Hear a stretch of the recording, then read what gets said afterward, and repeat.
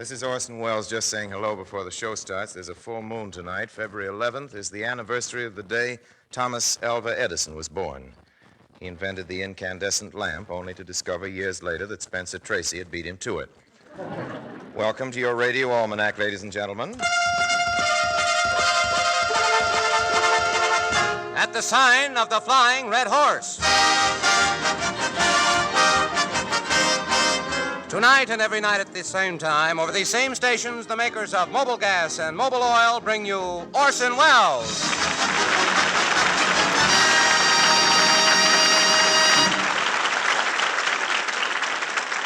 Jack Mather speaking. Our guest tonight comes to us through the courtesy of Metro-Goldwyn-Mayer, producer of the great hit Madam Curie. Ladies and gentlemen, Ann Sothern.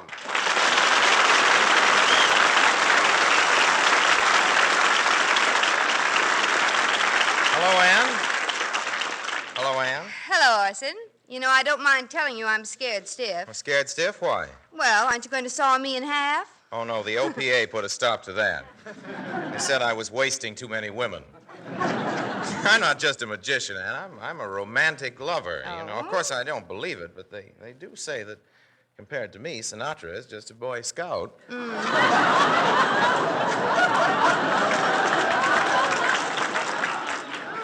He may be a Boy Scout, but a lot of Girl Scouts belong to his troop.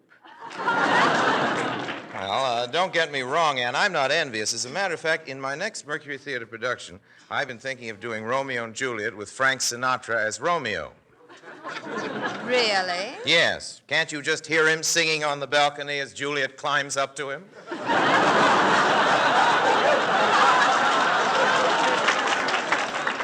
Orson, I don't want to criticize an old Shakespearean authority like you, but Juliet stands on the balcony and Romeo climbs up to her. I know, but Sinatra would never make it.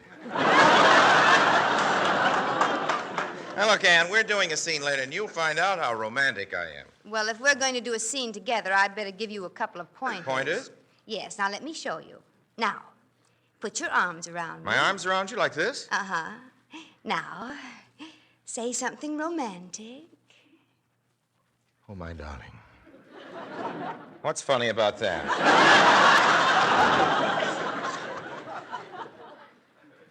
Oh, my darling. I love you with an equatorial passion. You ought to see me in Jane Eyre. I love you with an equatorial passion that no thermometer can register. Oh, my darling, pardon me, Ann. Hello? Oh, hello, dear. What? We're only acting. Of course I don't mean it. Honestly, she was only teaching me something. Oh, I know you can. But but... You know I do. I said you know. I said you know I do. I can't say it now. There are people listening. I say there are people listening. Oh, please don't be angry. I'll call you later. Goodbye. Who was that? My laundryman. Oh, yes, you've got to be awfully nice to them these days. Now, let's go on.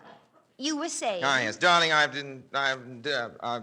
oh, yes. You were saying... Thank you for giving it to me again. I'll try it once more. Darling, I've endeavored to conceal a passion whose in it... You should see me in Jane Eyre. I don't do this. I have endeavored to conceal a passion whose inner fires are broiling the very soul within me.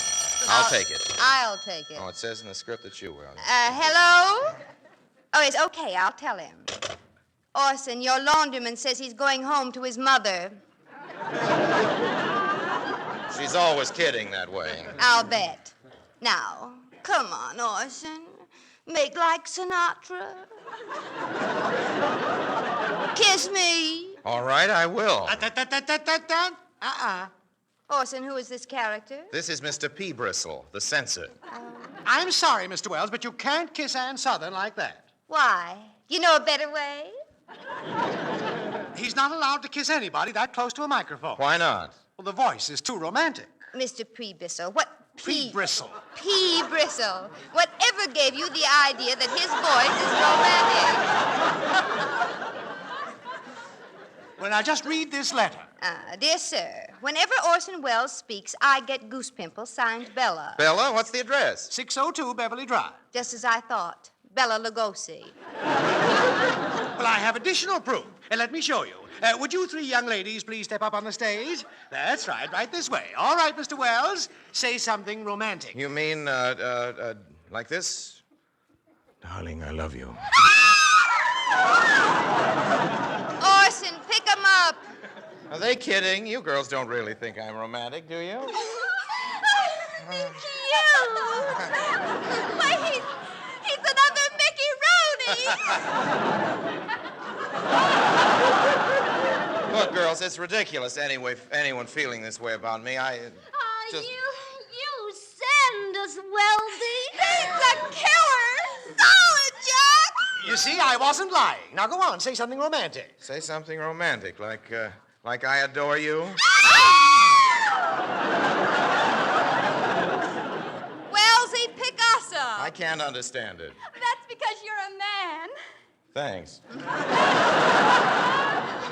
How would you feel if you heard Hedy Lamarr say, I love you? Anne, pick me up. Oh, girls, can I join the club, too? Yeah. Just sing the theme song with us here, Papa. When we heard Frank Sinatra, we all gave out with yells. Gave out with yells. But we're through with Sinatra. Now we swoon for Orson Welles. For Orson Welles. Our lives were oh so useless, like boats without the oars. Without the yours. But now our life's worth living. When he says obediently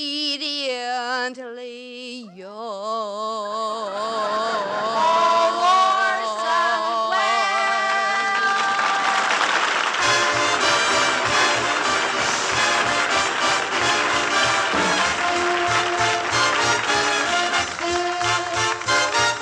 Shoo, shoo, baby. Shoo, shoo, shoo, baby. Bye, bye, bye, baby. Papa's off to the seven seas. Don't cry, baby. Don't sigh, baby. Bye, bye, bye, baby. When I get back, we'll live the life of bees. Seems kind of tough now to say goodbye this way. Papa's gonna get rough now so that he can be sweet to you another day. Don't cry, pretty baby, don't you sigh, my little babe. Shoo, shoo, shoo, baby. Papa's off to the seven seas.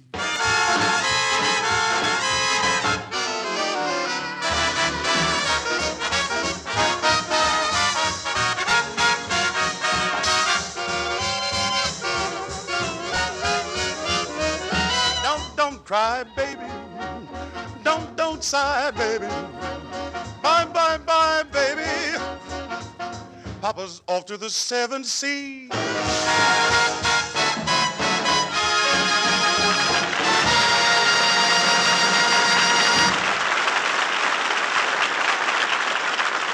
That was Johnny Horace taking the vocal, everybody. Did you like him?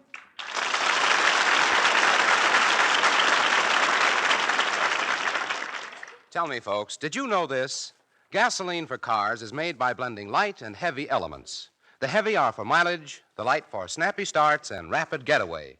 Today, some of these lighter, quick-starting elements have gone into gasoline for tanks and planes and ships. And I know that's okay by you. Fortunately, mileage is what matters most these days. And 1944 Mobil Gas will give you all the mileage that you got from peacetime Mobil Gas. We're proud to say that. What's more, Mobil Gas can help you get better all-round wartime driving if you'll just follow these simple tips. First, warm up a shivering motor for 30 seconds. That does away with stalling. Second, don't tramp on your accelerator. Step down gently. This will save you gasoline. Third, keep your battery in good shape to turn your engine over quickly. And when you start up, start with Mobil Gas. It's packed with every wartime mile it's possible to give you. Folks, you'll get your coupons worth when you drive in at the sign of the Flying Red Horse and get trustworthy, mile-worthy Mobil Gas. we bring you now a story of a boy and a girl. The boy, Joe, is employed as a welder at Pacific shipyards. The girl, Betty, Is played by Ann Sothern. is employed as a welder at the same shipyard. As was to be expected, Joe and Betty met, and after a whirlwind courtship, they were married. We find them now on the threshold of the little bungalow Joe has rented. There it is, baby. Oh, it's beautiful, Joe. Well, up's a daisy. Here you go. Well, don't drop me. It's bad luck. Well, this is the living room. Mm-hmm. There's the dinette Oh. and the kitchen Uh-huh. and the bathroom and there's another room in through there. I hope it's got a nice gas range. I just love to cook. Yeah. Well, here we are. Yeah. Nice in here, isn't it? Who is this Arthur Lake? Yes, it is nice. Still love me? Well, do you still love me? You know I do. Well, here we are. Yes, we certainly are. Nice of them to give you the afternoon off so we could get married. Yes, if they hadn't, we couldn't have. Couldn't have what? Got married. That's true. Well, here we are. Yeah. You can put me down now, dear. Oh, sure. I wonder what time it is. Oh, it's early, about 8 o'clock. Will you excuse me, dear? Yes, certainly. I'll be back in a minute, as soon as I unpack my bag. Well, I'll unpack mine, too.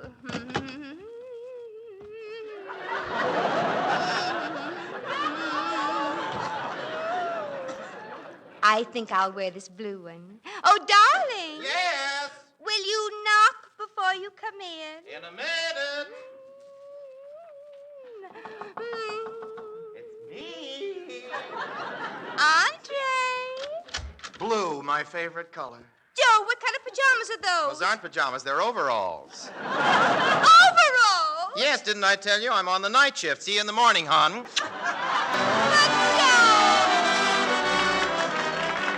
Oh, yes. Joe forgot to mention he's on the night shift and Betty's on the day shift. They see each other 15 minutes a day. So let's take an average evening. Betty is just coming in the front door. Darling. Darling. Darling! Oh, darn that Ovaltine. I haven't got the heart to wake him up. Of course, if I dropped my lunchbox, he'd wake up by himself. Oh, no, it'd be mean just to drop a lunchbox. And yet, if it was on the edge of this table and I was looking for something else and accidentally pushed it with my elbow. Okay, boys, launch her.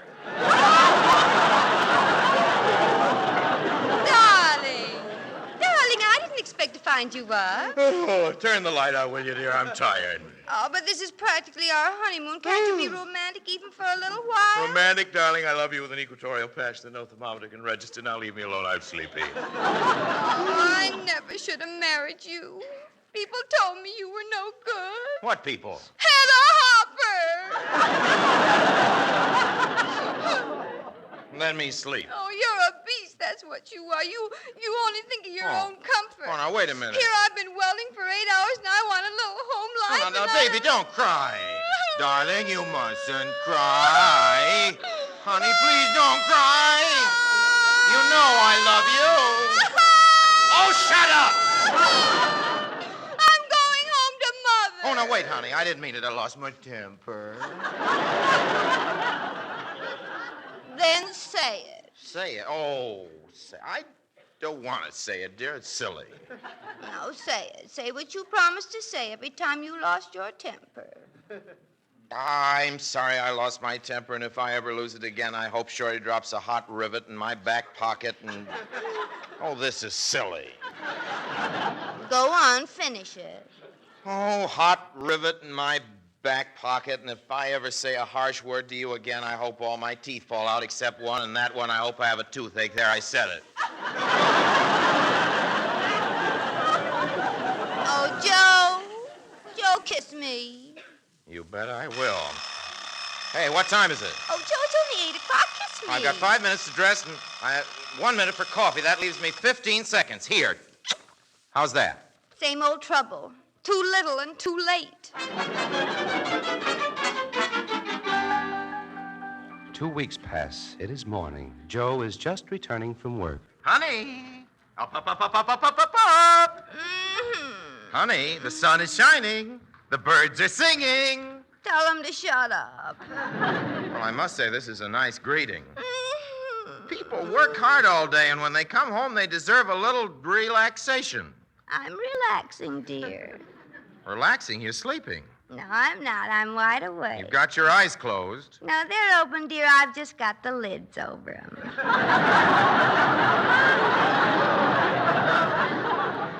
What kind of a home life is this? I thought marriage meant love and companionship and...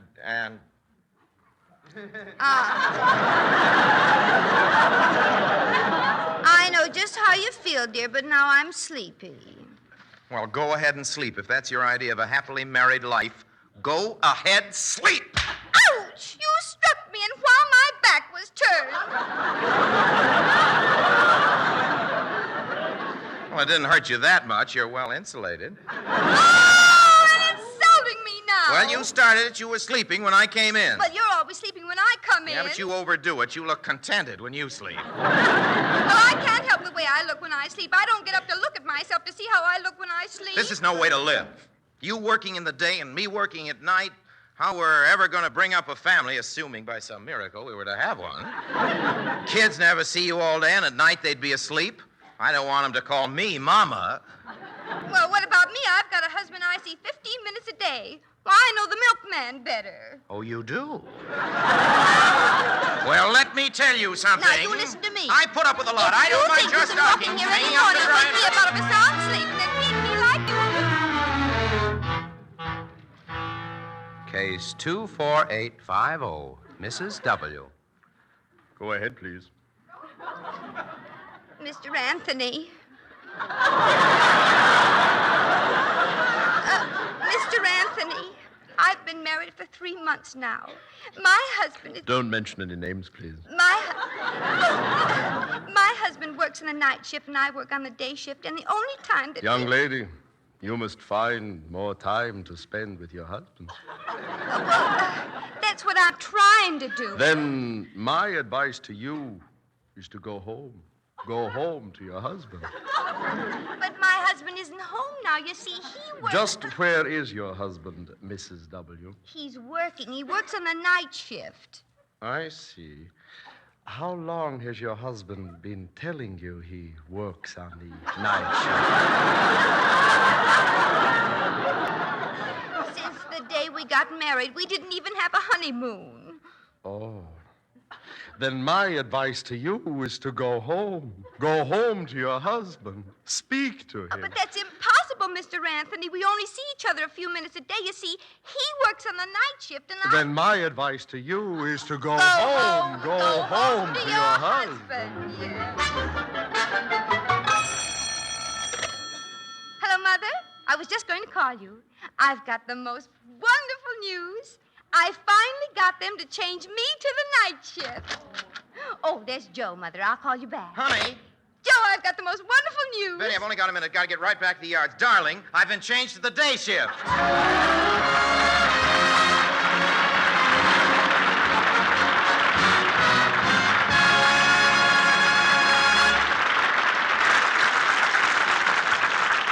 You know, a lot of Lionel Barrymore's admirers don't know that he's a composer of music.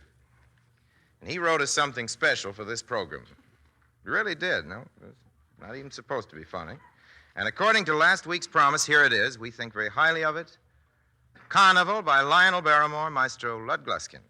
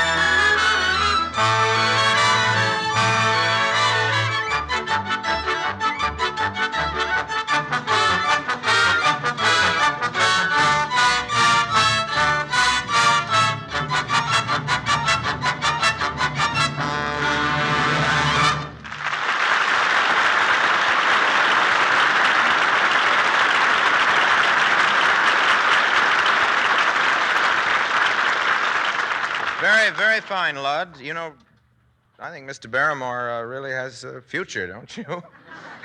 I'm sure Lionel Barrymore listening in. Hello? Oh, I'm glad you liked it, Lionel. Oh, you couldn't have liked it that much. Oh, the trumpet. The third trumpet player. I'll tell him. Goodbye. Lud, Lionel says your third trumpet player was only using one lip.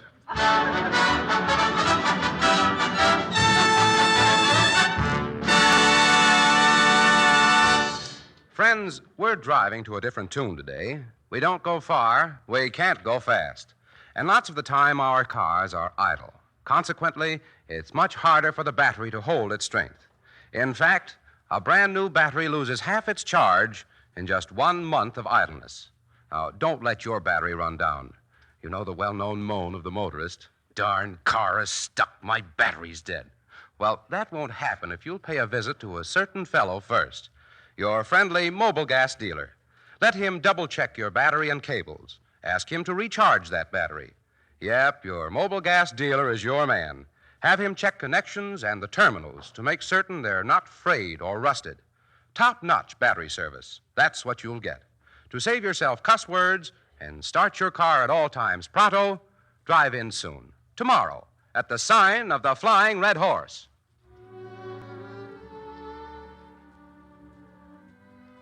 Clothes, furniture, books, the household goods were packed in boxes and trunks. Family had taken rooms in the Chenery house. The old cottage home was gone, leased. The horse, buggy, and cow were sold off. At the hotel, he'd roped his trunks himself and had written, A. Lincoln, the White House, Washington, D.C. On cards he fastened on the trunks. He was going to the biggest home in the country, the hardest house in the country to live in.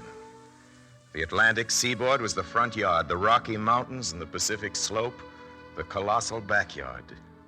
His body, the feet and mouth of him, would be in the White House eating 3 meals a day and taking a bath every so often. But the heart and mind of him would have to be far away, roaming the immense front yard and backyard, where there were boys fighting, girls scratching each other's faces, children sticking their tongues out, calling nasty names at each other. He was to be the father. The Red Indians would actually call him the Great Father. Negroes would call him Massa. And punctilious white men would use the address, Your Excellency. He would be the supreme counselor of the American people. Good God, what a job.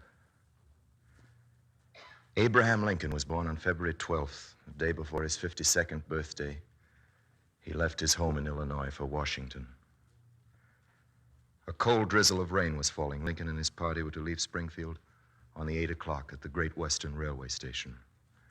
Chilly gray mist hung on the circle of the prairie horizon. One by one came hundreds of old friends shaking hands, wishing him luck and good speed. All faces solemn. On the platform of the car, he turned and saw his home people. Then he said slowly, amid the soft gray drizzle from the sky, "Friends, no one who's never been placed in a like position can understand my feelings at this hour, nor the oppressive sadness I feel at this parting.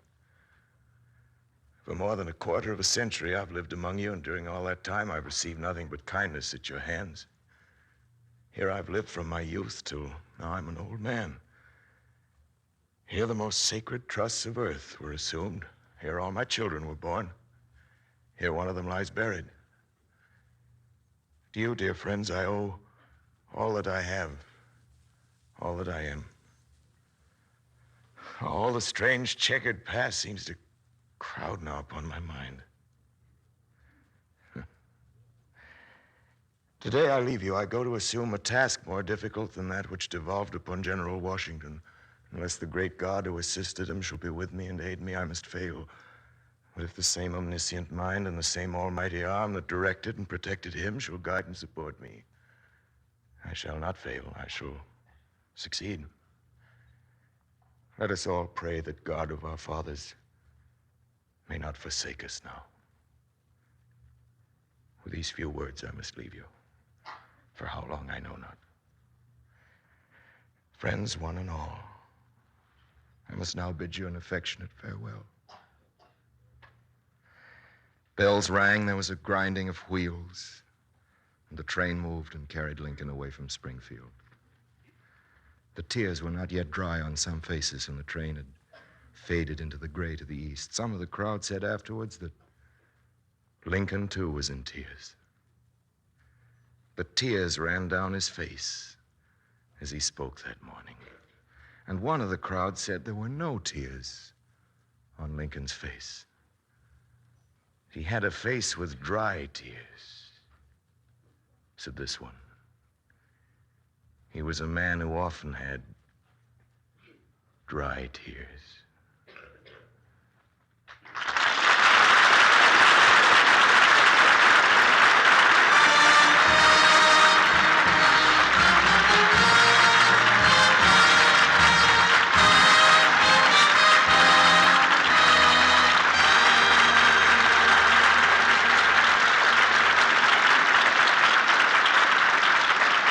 The makers of Mobile Gas and Mobile Oil invite you to join us next week, same time, same station. Dr. Wells' special guest is Robert Benchley. Right, Dr. Wells? Right, Mr. Mather. Until then, ladies and gentlemen, all of us in the Mercury Theater remain, as always, obediently yours.